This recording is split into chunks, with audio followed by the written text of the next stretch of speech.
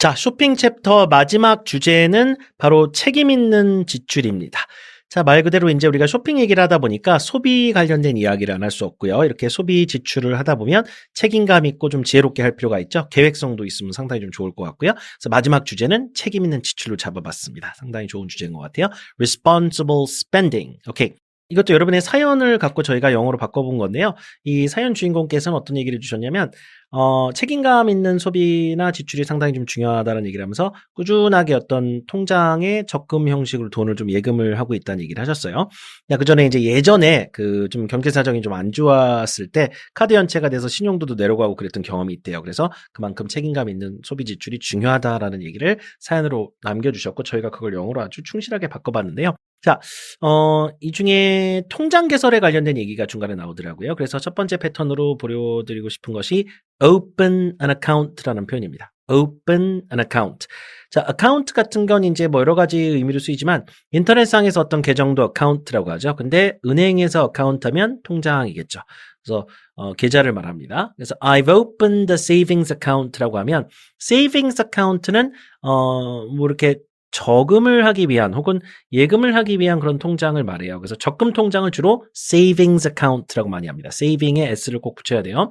savings account. 적금을 하기 위한 그런 통장을 내가 개설을 했다라는 의미로 I opened a savings account 이렇게 해주시면 됩니다.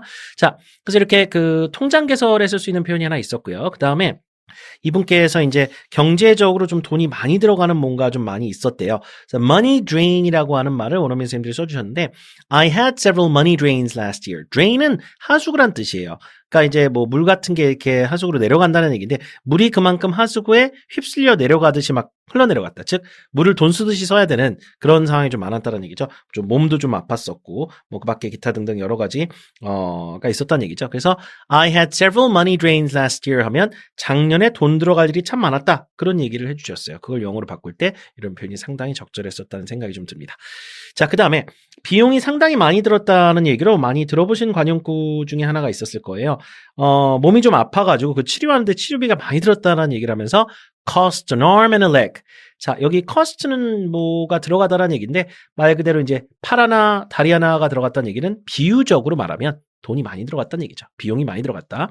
그래서 it cost an arm and a leg to get treated라고 하면 몸이 아팠는데 get treated 이건 치료받는다는 얘기죠. 치료받는데 돈이 제법 많이 들어갔습니다. 이런 말을 cost an arm and a leg 이렇게 쓸 수도 있고 cost는 동사 변형 자체가 cost이기 때문에 첫 번째 이 문장 같은 경우는 과거 시제가 되겠죠.